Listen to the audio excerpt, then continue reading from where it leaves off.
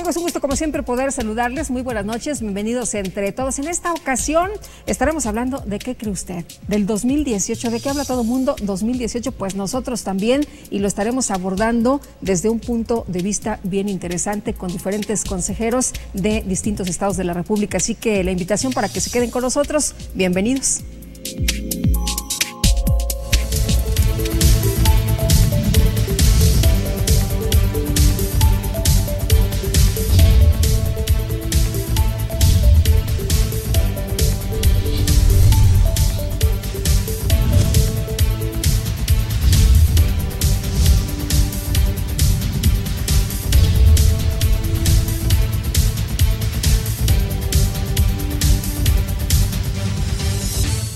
Bueno, les quiero presentar a quienes nos acompañan en esta ocasión y como siempre le agradezco a Pedro Zamudio, consejero presidente del Instituto Electoral en el Estado de México, que esté con nosotros en esta ocasión. ¿Qué tal? Bienvenido, muchas gracias. Buenas noches, auditorio.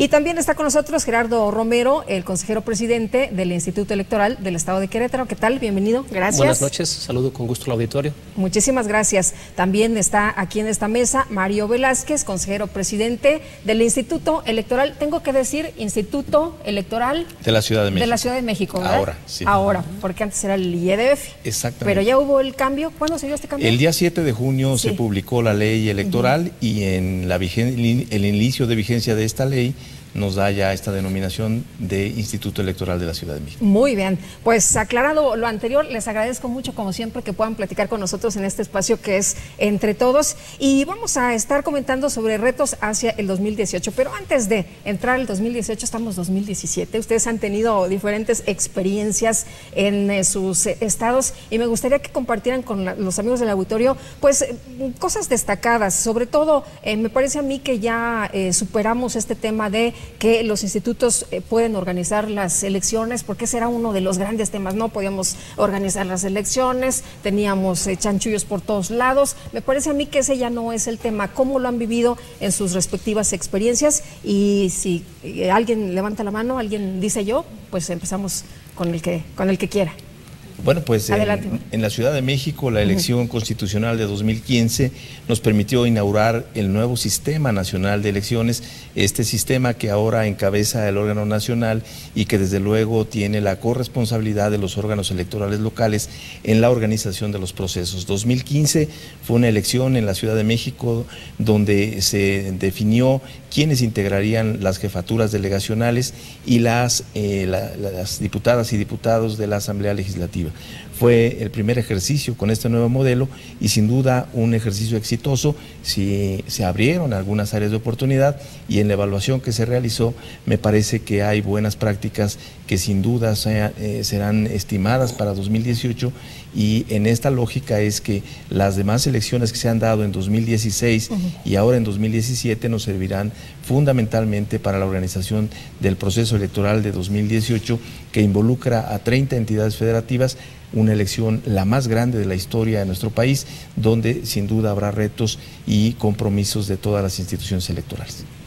Pedro. Bien, Lupita. Bueno, en 2015, como bien lo señalaba Mario, estrenamos el Sistema Nacional Electoral, lo hemos dicho aquí, por eso lo reitero, tenemos que ahora hacer con el INE, por ley, lo que antes hacíamos por lógica, coordinarnos, funcionar de manera más coordinada, me parece a mí que ejerciendo mejor los recursos institucionales también es una parte importante. Con el modelo anterior, en algún punto nos llegábamos a duplicar con el Instituto Nacional Electoral en algunas actividades, en otras hasta empalmar y dificultarnos mutuamente las actividades. Entonces el nuevo modelo estaríamos prácticamente en breve, en este mismo año, cumpliendo un primer ciclo electoral. En México los ciclos electorales no es la norma, es lo normal, son más o menos de 3 años, entonces estaríamos terminando un primer ciclo de 3 años con muchas experiencias, la concurrente del 2015, en el caso particular del Estado de México, hasta la extraordinaria de Chautla del 2016, que no estaba programada, pero nos permitió ya empezar a medir y a verificar cómo era una elección no concurrente coordinada con el Instituto Nacional Electoral.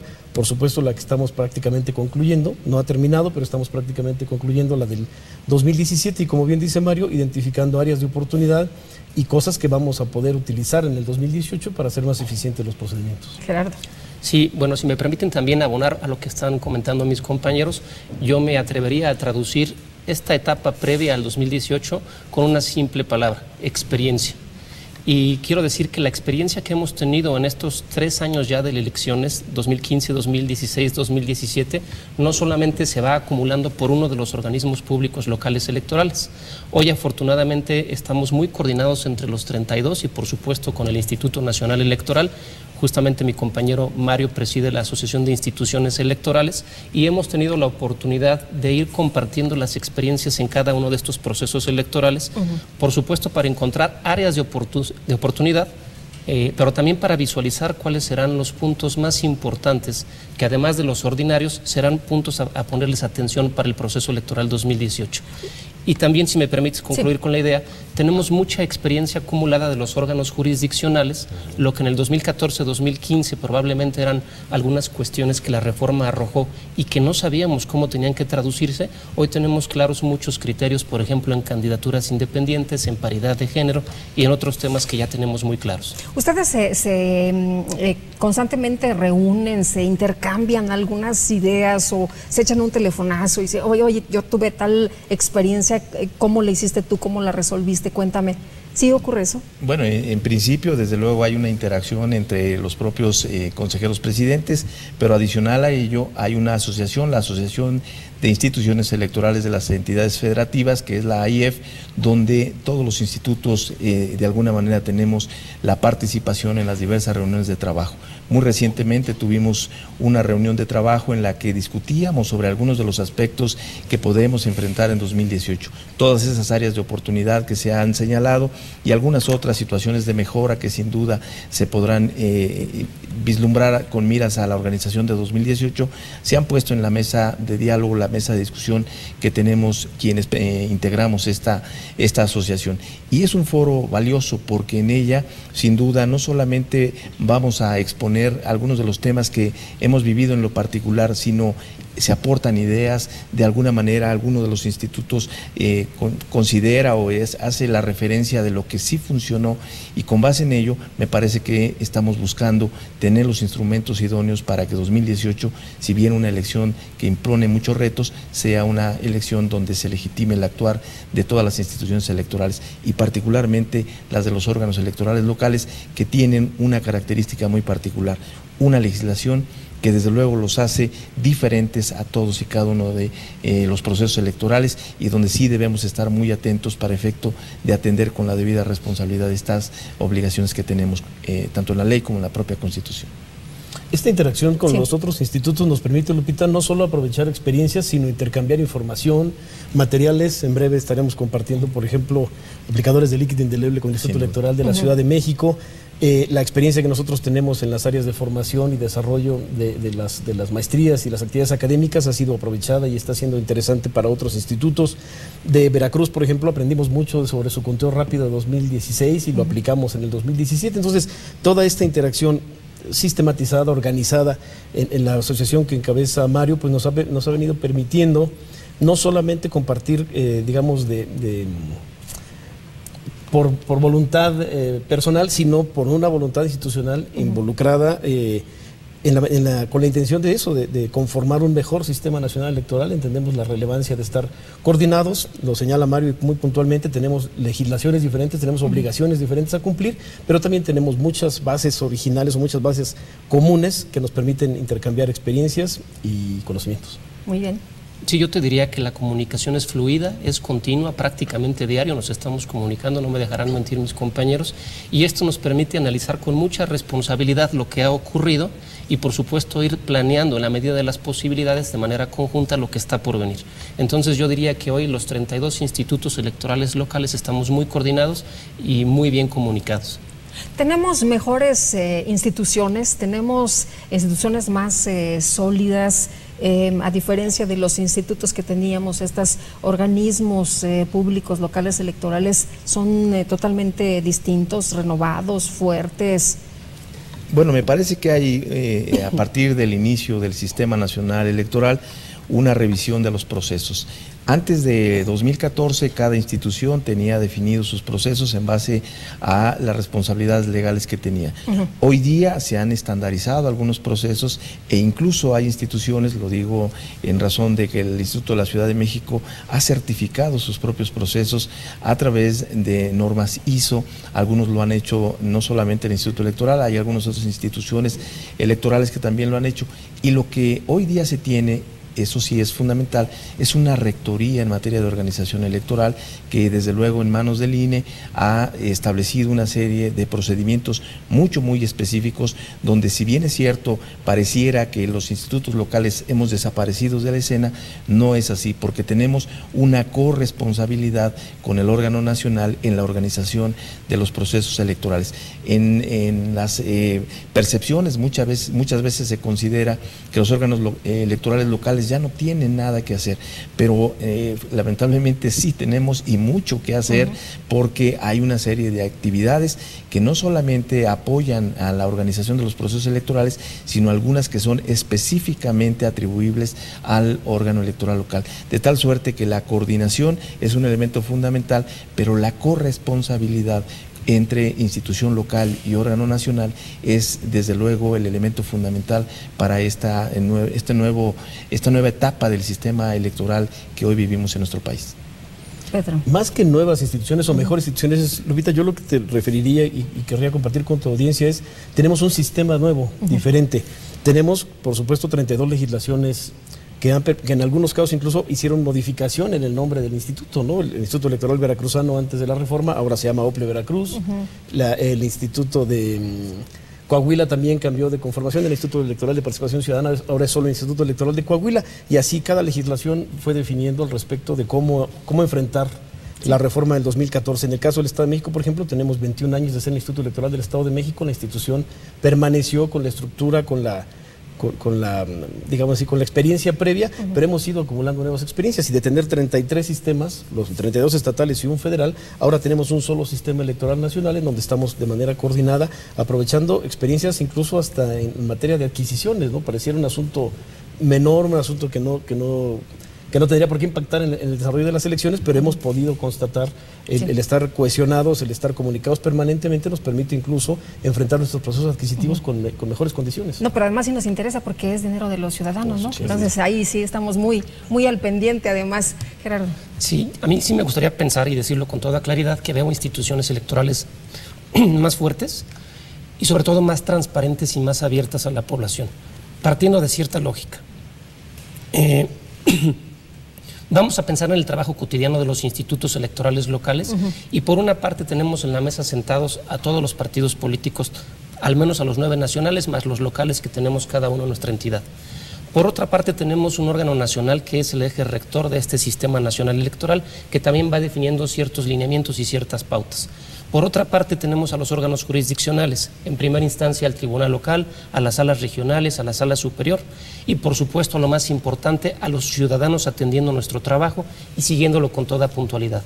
De tal suerte que el trabajo que nosotros realizamos es muy abierto, es muy transparente, es revisado constantemente por diferentes ópticas y yo me atrevo a decir que mientras más participa la ciudadanía, más nos fortalecemos porque esa ciudadanía va ocupando más los espacios que tiene que ocupar. Muy bien, pues tenemos que hacer una pausa, es la primera, todavía nos queda un buen resto del programa para que ustedes participen con nosotros a través de redes sociales. Aparecen los twitters de cada uno de nuestros invitados esta noche, para que ahí directamente ustedes se comuniquen con ellos y tengan la respuesta inmediata. Nosotros también aquí recibimos sus mensajes.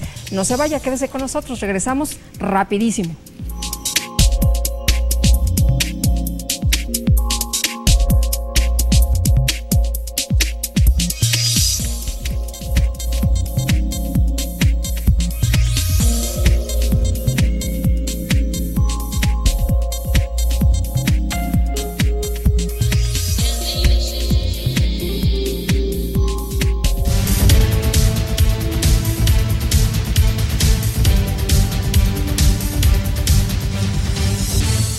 A todos los que participaron este 4 de junio, a los capacitadores, monitoristas, capturistas, asistentes electorales, supervisores, observadores electorales, partidos políticos, candidatos y candidatas, medios de comunicación, servidores electorales y funcionarios de mesas directivas de casilla.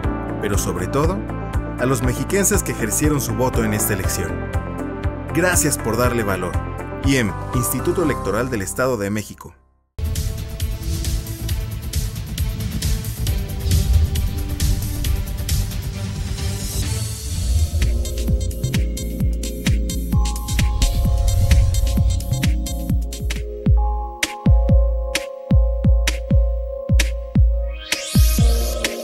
Pues yo creo que hace falta más programas de difusión en cuanto a los candidatos, ¿no? Que haya más información sobre cada candidato para que no, digamos, echen tanta tierra a unos y otros, ¿no? Para ver en realidad qué es lo que trae cada uno y cuál sería la mejor opción y no dejarnos llevar simplemente por lo que dice uno del otro. Bueno, pues yo creo que lo principal es como los medios de comunicación, ¿no? Que nos mantengan informados y nos mantengan al margen de las noticias que pues transcurren, ¿no? Para estar un poquito más informados de lo que está pasando, ¿no? Y pues de cierta forma que no nos traten de ocultar nada, para que pues todo sea transparente y pues tengamos mucha información completa, ¿no? Pues más que nada que nosotros mismos como ciudadanos nos pongamos ahora sí nos informemos qué es lo que cada candidato pueda, qué es lo que quiere hacer o qué es lo que quiera para nosotros mismos también, ¿no? Y que, pues más que nada humildad por parte de ellos y acercamiento de parte nuestra, por todos los medios posibles que existan. Escoger adecuadamente nuestros candidatos, más que nada porque la mayoría son impuestos, nos los impone el papá gobierno. Entonces no los elegimos realmente nosotros, hacen la pantalla, la finta, el INEA y todos ellos. Y pues a fin de cuentas ellos nos ponen al que ellos piensan que es más, que se puede mover más, que ellos lo pueden manipular o algo así.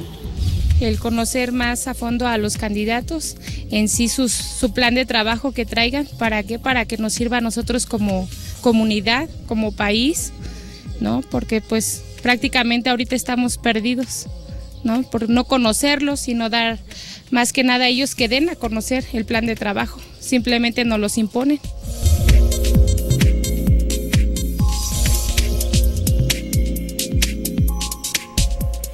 Bueno, pues ahí la voz de usted, que siempre es importante y que siempre enriquece este espacio. Yo quisiera hacer dos anotaciones sobre esto que escuchamos, a reserva de lo que ustedes también quisieran comentar de las participaciones ciudadanas. Lo primero, la gente escoge a sus representantes en este sistema que tenemos en nuestro país, ¿no? Y mucho de lo que vemos siempre es todavía pues esta duda de quién escoge a los ciudadanos, porque la gente dice es que nos imponen a quienes nos van a gobernar.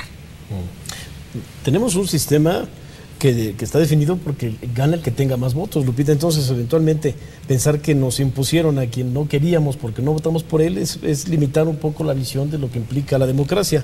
Yo sostengo que es la participación ciudadana la que nos va a hacer a todos mejorar, y con todos me refiero a las propias instituciones, a los partidos políticos, a los candidatos.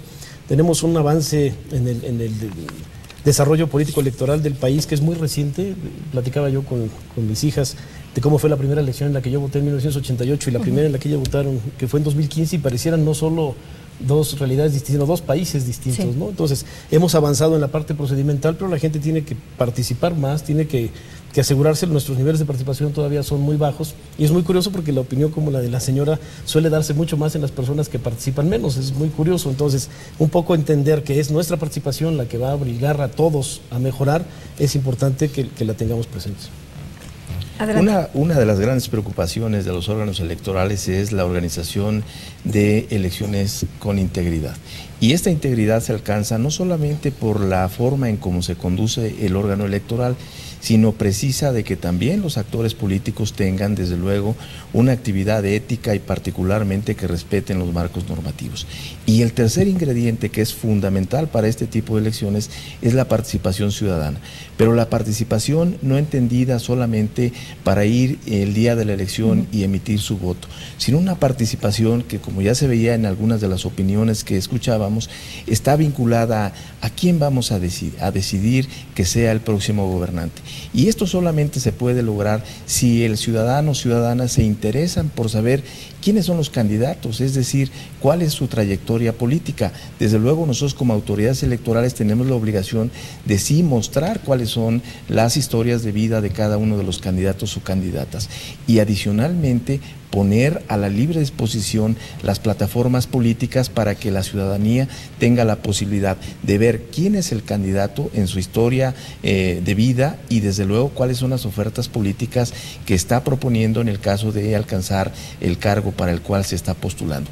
Ese es un elemento fundamental que permite al ciudadano, a la ciudadana, determinar quién es el que desde luego en su perspectiva podría desarrollar un mejor gobierno. Y un tercer elemento también que el propio ciudadano tiene a la mano es el de evaluar en razón de la oferta política que puso en la mesa el candidato para lo que vendrá próximamente, que es la reelección. Recordemos que en nuestro país se reactiva la reelección y uno de los elementos fundamentales para determinar si se hizo un buen o mal gobierno es el hecho de valorarlo frente a lo que originalmente se planteó. Creo que es muy importante que la ciudadanía tomemos la responsabilidad, sí, de tomar conocimiento para efecto de elegir a el candidato, no solamente por la pancarta o por el espectacular o por el spot de 30 segundos que lamentablemente no puede informar de los alcances del programa de gobierno que ofrece, sino interesarnos más. Hoy día hay un número importante de ciudadanas y ciudadanos que tienen acceso a los medios de comunicación a través de Internet, donde las autoridades electorales tenemos la posibilidad de acercar esta información. Creo que es muy importante, muy valiosa la participación de quienes veíamos en estas participaciones y desde luego sí recordar que la democracia es un asunto en el que todos participamos. Gerardo. Sí, coincido plenamente con Mario y con Pedro. Al final del día, en el sistema democrático que tenemos, cuando vamos a las urnas, nosotros vamos a elegir quién tome decisiones por nosotros. Y para que esto ocurra, lo idóneo es lo que comenta uno de los jóvenes que se entrevistaron, que conozcan a los candidatos y por supuesto a las plataformas del partido que representan o incluso si es una independiente, porque al final del día creo que los problemas del país, los problemas de nuestros estados son claros y las diversas fuerzas políticas o las personas independientes las visualizan con claridad. Sin embargo, la plataforma y la propuesta de cada candidato y de cada partido es su forma de atacar esta problemática. Y en la medida que los ciudadanos se vayan informando de cuál es la propuesta para atacar esa problemática, creo que ese tema de la imposición de un gobernante puede quedar perfectamente superado. Ahora, con respecto a la pregunta que se plantea, me gusta mucho la forma de plantearla. ¿Cómo es que la ciudadanía puede estar mejor informada, no más informada? Porque seguramente coincidirán conmigo que en la actualidad tenemos una gran cantidad de información en las redes sociales, en el Facebook, en el Twitter, en el Instagram, en los medios electrónicos tradicionales, en la prensa, en todas partes hay una gran cantidad de información y sin embargo, mucha de esa información carece de autor, carece de certeza, carece de objetividad y por supuesto que no abona en la construcción de un sistema democrático como el que pretendemos construir. Y ahí viene uno de los retos más importantes para las instituciones electorales de cara al 2018, identificar esos momentos cumbre del proceso electoral, no solamente la jornada electoral, sino todos estos momentos en que la gente tiene más inquietud en el proceso y comunicar lo que es importante que la gente sepa por la vía oficial. Porque todos esos episodios previos a la jornada electoral van construyendo y reforzando la credibilidad del día de la jornada y por supuesto también de las fases posteriores. Ahora, ya que estamos hablando de este tema, de estos retos, ya has planteado de algunos. ¿Cuáles serían los principales retos que tenemos? ¿Los tenemos como sociedad? ¿Los tenemos como instituciones electorales? ¿Los tenemos como Instituto Nacional Electoral? ¿Se conjuntan todos o cómo lo ven ustedes? Bueno, me parece que sí hay un gran reto en términos de lo que hemos platicado. 30 elecciones de manera conjunta significan en términos de logística un gran reto institucional. Pero lejos de él, porque me parece que las instituciones electorales estamos preparadas para ello, el gran reto es que la sociedad esté comunicada, conozca los procesos. Me parece fundamental que las y los ciudadanos, así como en las reglas del fútbol, que se conoce cualquier tipo de actividad y que le permite al ciudadano juzgar con oportunidad si el árbitro equivocó la decisión o si estuvo apegada a la norma misma, me parece que ese es el gran reto institucional. Tenemos que comunicar a la ciudadanía cuáles son los procesos, qué puede hacer un candidato en campaña, qué no puede hacer, cuáles son, desde luego, los alcances que tiene una actividad institucional para efecto de acreditar que si se está violentando la norma se pueda sancionar, porque muchas veces en la sociedad se queda un sentido de impunidad cuando se señala a través de una denuncia que tal vez no tenga elementos probatorios, que se denunció y la autoridad no tuvo ninguna determinación que haya impuesto una sanción, pero lamentablemente se queda ahí en el simple y llano señalamiento de una irregularidad sin la aportación de otros elementos. Y creo que como ciudadanos debemos de saber que si bien hay irregularidades, también conocer qué elementos podemos aportar para poder acreditar desde la autoridad la sanción que en su oportunidad deba ser emitida. De otra forma, seguiremos en esa sensación de impunidad de quien comete una irregularidad. Pedro, veo que tienes coincidencias con algunos puntos. Sí, son temas que hemos venido manejando y comentando entre los diferentes, con los compañeros de los diferentes institutos, Lupita.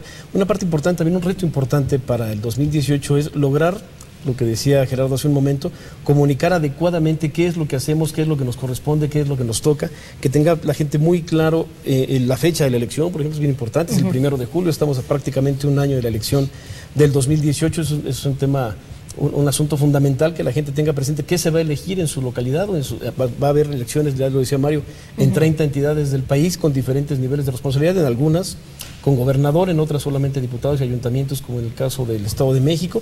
Van a estrenar en la Ciudad de México la elección de los, se llaman alcaldes ahora, las alcaldías, en fin. Sí. O sea, ese involucramiento de las personas, yo sostengo, y porque lo he dicho aquí, lo reitero contigo, Lupita, es que la gente nos exija, que la gente nos pregunte, que la gente se acerque a las fuentes de la información para que entonces nadie pueda sorprenderla con un video alterado, con una opinión sesgada o malintencionada. Es bien importante que nosotros tengamos esa claridad en lo que queremos comunicar, en lo que debemos comunicar y en los medios para llegar a nuestra población objetivo. Muy bien, pues tenemos que ir al comentario, pero regresamos por supuesto aquí con este programa sobre los retos hacia el 2018. ¿Usted qué opina? Háganos saber, por favor, a través de redes.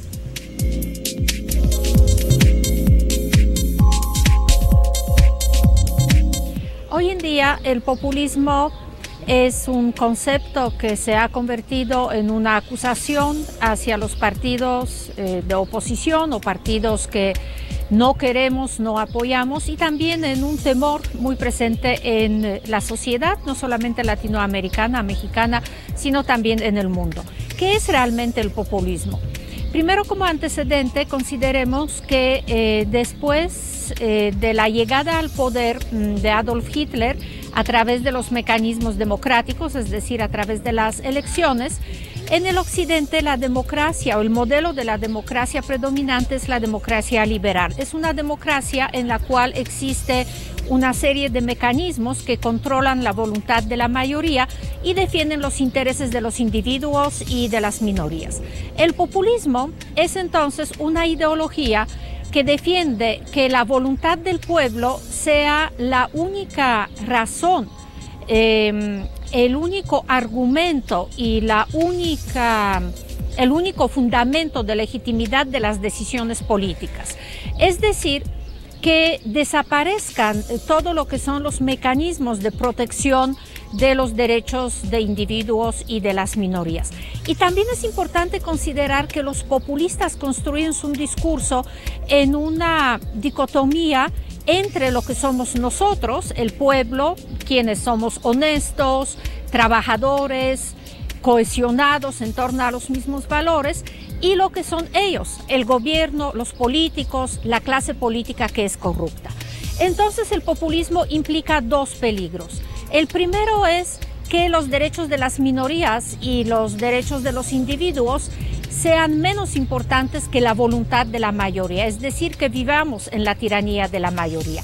Y el segundo peligro es que este discurso de conflicto y hostilidad entre el gobierno y los ciudadanos nos conduzca a una sociedad con un incremento de violencia, o por lo menos de lo que son las protestas y las expresiones más violentas de participación política.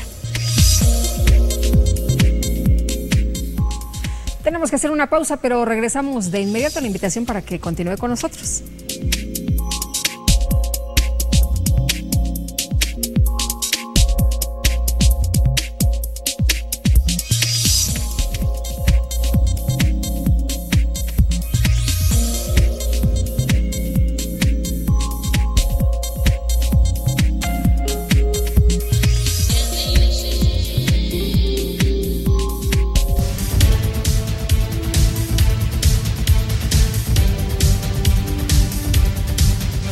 A todos los que participaron este 4 de junio, a los capacitadores, monitoristas, capturistas, asistentes electorales, supervisores, observadores electorales, partidos políticos, candidatos y candidatas, medios de comunicación, servidores electorales y funcionarios de mesas directivas de casilla. Pero sobre todo, a los mexiquenses que ejercieron su voto en esta elección.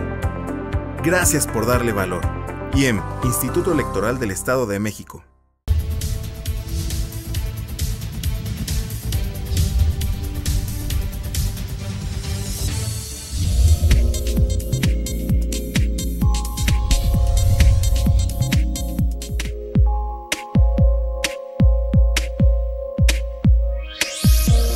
Mayores campañas de difusión, sobre todo para que la ciudadanía de alguna forma se sienta incentivada a salir a votar.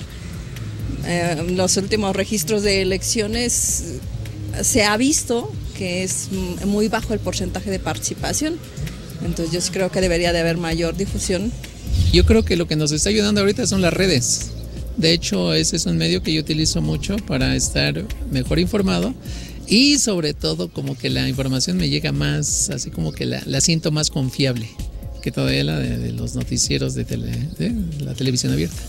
Necesitamos mucha más comunicación en cuestión a los programas selectivos, que nos den sus puntos de vista más específicos y pues más que nada tengamos ahora sí que lo que digan lo cumplen.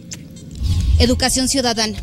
¿Por qué no tenemos educación ciudadana? Nunca nos han dicho qué es lo que realmente, solamente los que saben son los que participan para las elecciones, los funcionarios de casilla, pero a todos los ciudadanos no nos informan, no hay esa educación ciudadana que nos debería de dar tanto el INE como gobierno que está en el momento de gobernar, no sé cómo decirlo, pero así.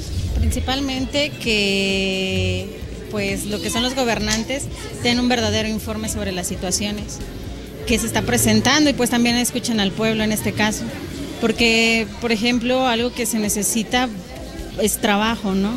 Y sin embargo ellos tienen unas ganancias mayores y deberían de escatimarse un poquito para saber lo que vivimos realmente.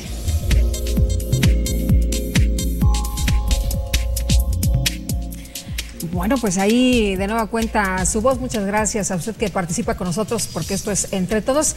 Y Gerardo, uno de los temas o uno de los retos que pareciera tenemos es la participación. ¿Tú así lo consideras? Sí, desde luego que sí. Y bueno, hay que ampliar un poquito el concepto que se suele tener en la calle con lo que se refiere participación. Solemos pensar que el día de la jornada electoral es el único momento en el cual los ciudadanos y las ciudadanas pueden participar en un proceso electoral. Pero la realidad es que hay muchos otros espacios que nosotros incluso abrimos a la ciudadanía, la integración de nuestros consejos distritales y municipales o los órganos desconcentrados de mis compañeros, las candidaturas independientes definitivamente son otra manera, pero hay muchos espacios que están abiertos, las observaciones electorales y todo eso, por supuesto, nosotros somos los principales interesados en que la gente participe en ellos. Efectivamente, el día de la jornada electoral siempre se ve marcado por un porcentaje de participación, cuánta gente fue a emitir su sufragio, pero también hay que decirlo con toda claridad, que la gente se sienta incentivada para salir a votar es un trabajo en el cual nosotros no somos los únicos actores. Los partidos políticos y su oferta, los factores climatológicos en cierto momento, las noticias de todos los días previos, el ánimo de la persona el día de la jornada electoral, son muchos factores que inciden al final del día en la participación.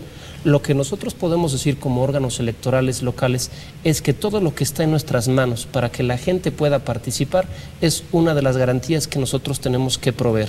Es decir, que todos los ciudadanos en el más ínfimo rincón de nuestra entidad tengan la posibilidad de ir y elegir a sus representantes. En otros lados hay obligación de ir, ¿no? Aquí nosotros estamos en nuestra libertad de acudir o no. Ahí hay una dicotomía en la ley.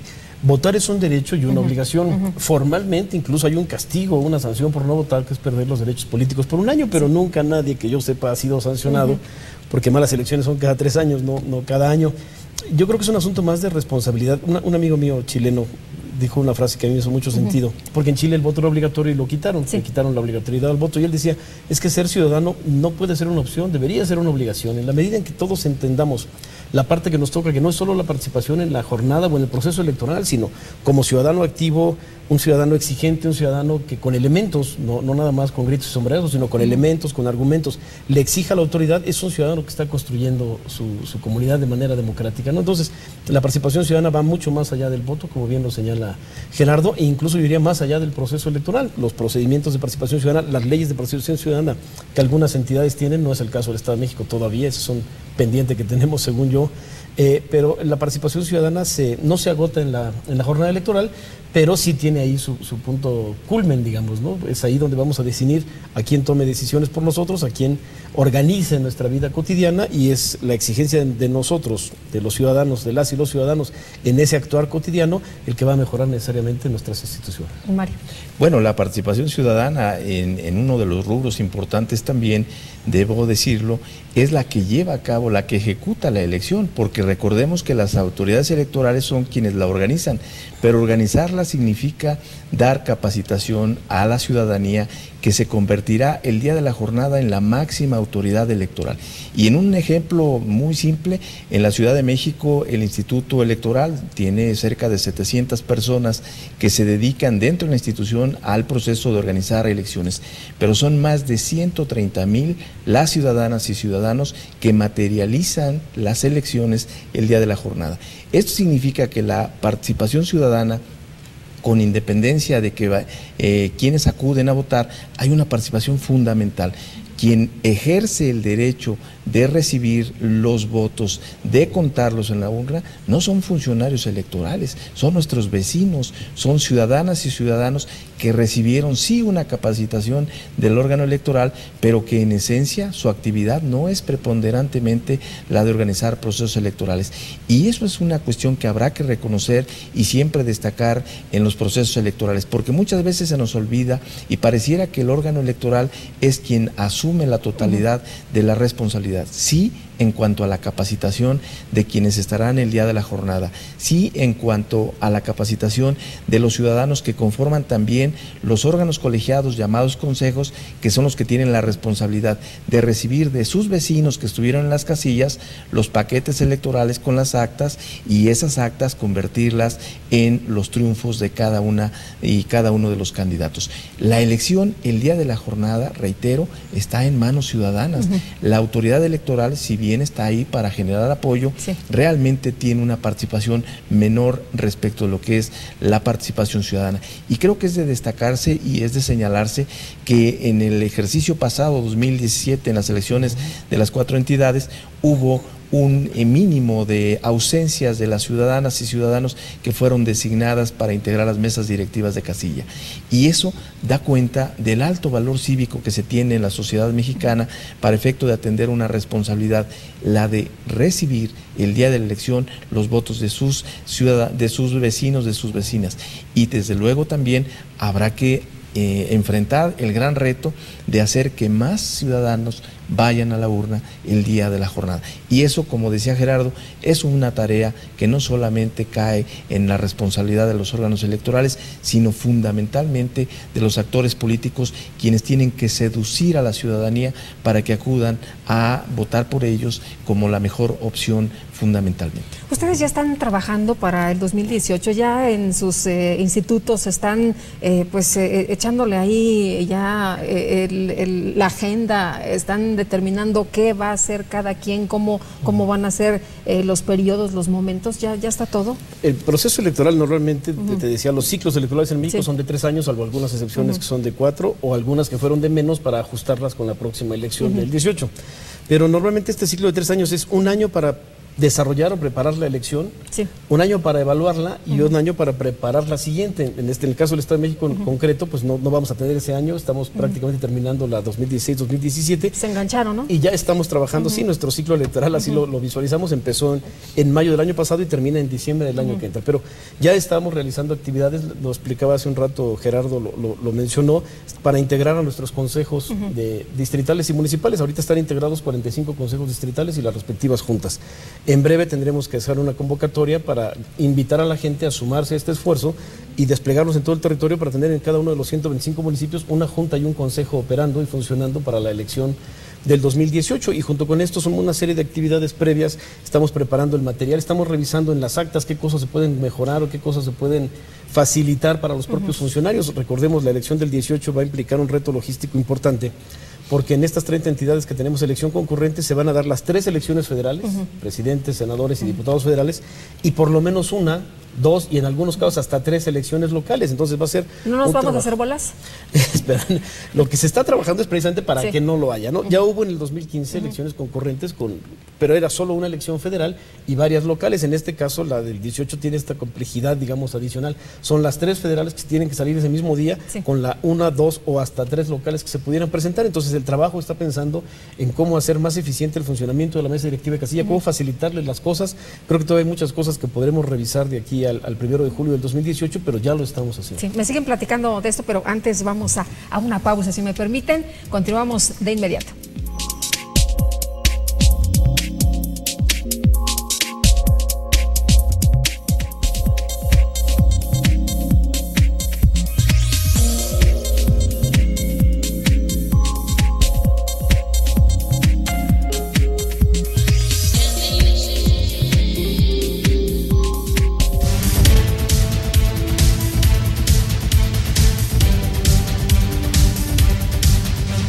A todos los que participaron este 4 de junio, a los capacitadores, monitoristas, capturistas, asistentes electorales, supervisores, observadores electorales, partidos políticos, candidatos y candidatas, medios de comunicación, servidores electorales y funcionarios de mesas directivas de casilla. Pero sobre todo, a los mexiquenses que ejercieron su voto en esta elección. Gracias por darle valor. IEM, Instituto Electoral del Estado de México.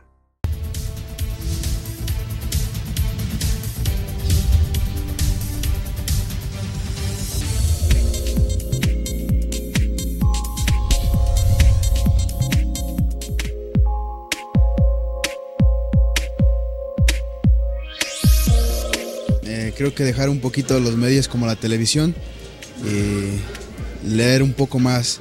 Bueno, ahorita existen un poquito más las redes sociales, bueno, no todos tenemos acceso, pero creo que podría ir por ahí, porque en la televisión lamentablemente lo que nos vende, bueno, televisión es, nos manipulan mucho la información, entonces nos hacen creer cosas que no son.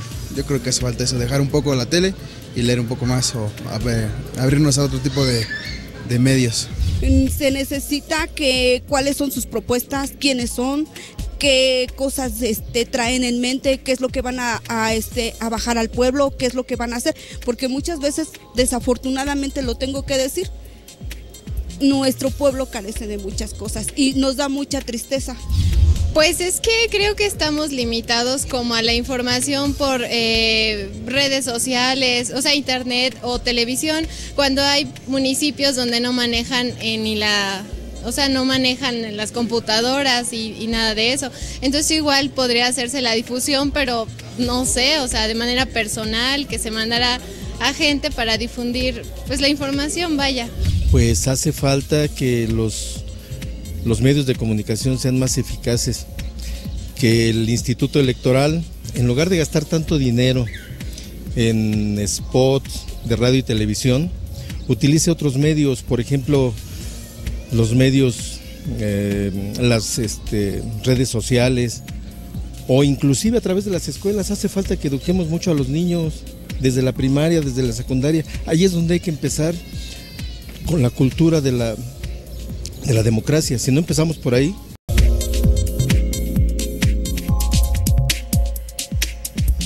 Bueno, pues interesantes las posiciones de quienes participan con nosotros a través de sus comentarios, pero nos quedamos con el pendiente de qué están haciendo, qué están trabajando, y me gustaría añadir otra cosa. Capacidad para operar las elecciones. Por ahí había una encuesta en si hay capacidad o no hay capacidad, la gente duda, y por otra parte la independencia de los institutos del gobierno. Gerardo. Sí, con gusto. En el caso de Querétaro, desde luego que inmediatamente culminado el proceso electoral 2014-2015, empezamos a organizar el proceso 2017-2018. No puede ser de otra forma, porque al haber estrenado, si me permiten la expresión, esta reforma político-electoral, quienes tuvimos jornada electoral 2015, evidentemente empezamos a observar las elecciones que siguen y a atender, por supuesto, todas las sentencias y todos los juicios que hubo en el país en diferentes materias, para proponer, en nuestro caso, una reforma a la ley local, como bien lo hicimos en el caso del Estado de Querétaro. El Instituto tiene la facultad de iniciativa, la ejercimos, y hace apenas unos pocos días fue aprobada una ley electoral local muy parecida a la iniciativa que propuso el Instituto Electoral en muchos de los términos que tiene. Esto en abono también del marco normativo más actualizado, como el Reglamento Nacional de Elecciones, nos permite ir construyendo la próxima elección. Yo les diría un caso muy concreto que refería aquí fuera del aire, el tema del calendario electoral. Sí. Todas estas fechas y todos estos plazos que marcarán el proceso electoral los tenemos que autorizar en cada uno de los casos el día que inicie el proceso electoral. Esto es en septiembre. Y para que se pueda construir ese calendario, evidentemente hay una gran cantidad de tareas detrás que tenemos que analizar puntualmente con lupa, si me permiten decirlo. Muy bien, Mario. Bueno, pues en cuanto a la independencia de los órganos electorales, me parece que es un tema fundamental. La mayoría de los órganos electorales tienen servicio profesional electoral. En el caso del Instituto Electoral de la Ciudad de México, es un servicio profesional que tiene 18 años en haber sido integrado, y que desde luego, en razón de ello, los resultados de su trabajo están a la vista de toda la ciudadanía. Creo que quienes ejercemos función pública tenemos en los resultados que ofrecemos a la ciudadanía el elemento que se debe valorar por parte de todos quienes están. Transparencia no significa que llenemos nuestra página de internet de documentos o de elementos informativos. Me parece que transparencia es mostrar cuál es la actividad que se desarrolla en las instituciones, y desde luego que todos los procedimientos que se realicen sean objeto o desde luego sujetos de revisión de la ciudadanía. Y creo que ese es el elemento fundamental. Cada una de las actividades institucionales debe conocerla la ciudadanía específicamente, porque me parece que los órganos electorales son completamente distintos a los órganos que teníamos hace 30 años. Pedro refería ya en la anécdota de cómo votó él, cómo votó su hija en la primera ocasión. Creo que la ciudadanía tiene claridad absoluta sobre lo que antaño se señalaba respecto a la organización de los procesos y lo que hoy son las instituciones electorales. Y ahí es donde se debe de tener la legitimidad de cada uno de los órganos. Sí. Donde se han cometido errores, porque debemos decirlo, sí ha habido errores de algunos órganos electorales, hay sanciones, incluso ha habido remociones de consejeros. Me parece importante que la ciudadanía sí valore en términos generales la tarea institucional de cada órgano en particular. Pedro. Y para señalar o abonar a la confianza, Lupita, en los últimos 3 años ha habido elecciones en el país. Ahora sí, ya en todas las entidades se han instalado todas las casillas, todos los paquetes, o la gran mayoría de los paquetes han regresado a sus bodegas. Entonces, que la gente esté tranquila y confiada. El Sistema Nacional Electoral tiene capacidad para operar las elecciones, aún con la complejidad logística que tendrán las del 2018, pero somos institutos que a eso nos dedicamos, grupos de hombres y mujeres comprometidos con lo que estamos haciendo, y además somos de los más exigidos, sabemos que todo el tiempo nos están revisando, estamos acostumbrados a la supervisión directa. Yo lo he dicho acá también y por eso lo reitero, somos un poco como las ollas express, mientras más presión mejor trabajamos.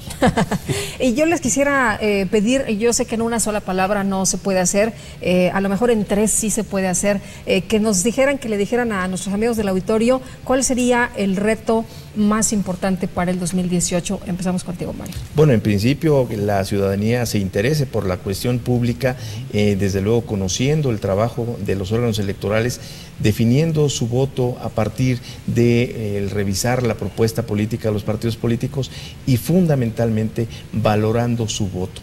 Recuerden que el valor de su voto es determinante para qué autoridad tenemos en el próximo ejercicio de gobierno. Pedro. 3 palabras, yo creo que es fundamental que la ciudadanía nos exija, confíe en nosotros y nos dé seguimiento. Muy bien. ¿Y Gerardo? Pues prácticamente coincidiría y retomaría el reto más importante de la comunicación, por supuesto, identificar los momentos más complejos del próximo proceso electoral y comunicarlos correctamente a la ciudadanía. Muy bien, bueno, pues ahí están ya estas definiciones, seguimos analizando 2018, me parece a mí que es un tema que todavía da mucho de qué hablar, apenas estamos empezando, ¿no? Apenas estamos empezando, el 2017 todavía no termina, pero 2018 sin duda le preocupa mucho a la gente y muchas gracias a ustedes por venir a platicar con nosotros de qué sí están haciendo, qué sí están trabajando, aunque a veces la gente piensa que no trabajan en los institutos electorales, ¿no? Es parte del conocimiento, nosotros tenemos se añadió a los principios rectores de la función electoral en México el de máxima publicidad y es, como decía Mario, no solamente atiborrar o llenar nuestras páginas de información, sino que esta información sea socialmente útil para involucrar a todos en lo que estamos Muy bien, pues muchas gracias a todos por habernos acompañado aquí entre todos. Gracias. Gracias. Muchas gracias. Y muchas gracias también a usted por habernos acompañado entre todos. Que tengan muy buena semana, que la pasen muy bien. Aquí nos vemos la próxima.